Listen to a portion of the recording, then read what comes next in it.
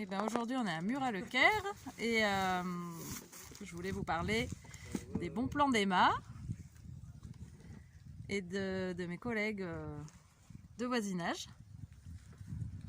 Donc c'est notre premier marché à tous les trois.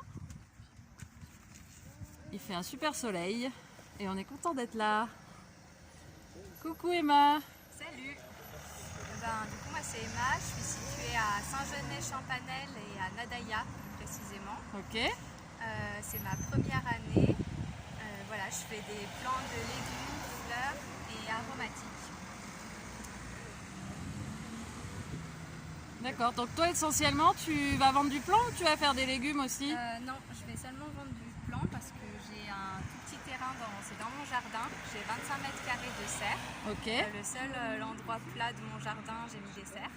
Et du coup, je cultive là-dedans. Et en fait, c'était vraiment l'essai pour la première année.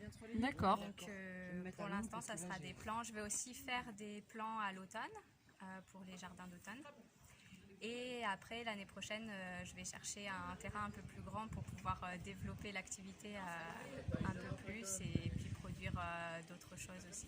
Ok. Mais ça restera des plants de légumes, fleurs et aromatiques. D'accord. Bon bah super.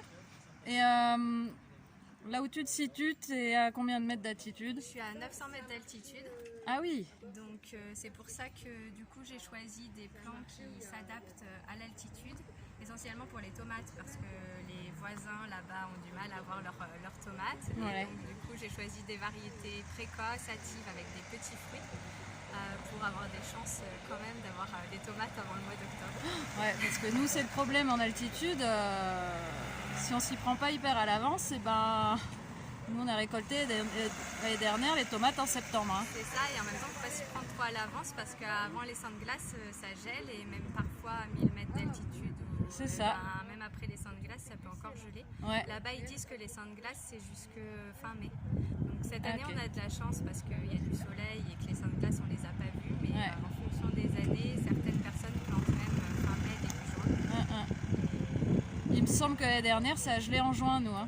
C'est bien possible, ouais. Pas gros, pas fort, mais suffisamment ça, pour que, les tomates, les courgettes, dès qu'il y a une gelée, c'est fini après. Ouais. Donc là, j'ai une première série plutôt pour les gens qui sont un peu plus bas, ouais. les tomates, et je vais avoir une deuxième série qui va arriver pour les gens qui plantent plutôt à la fin du mois.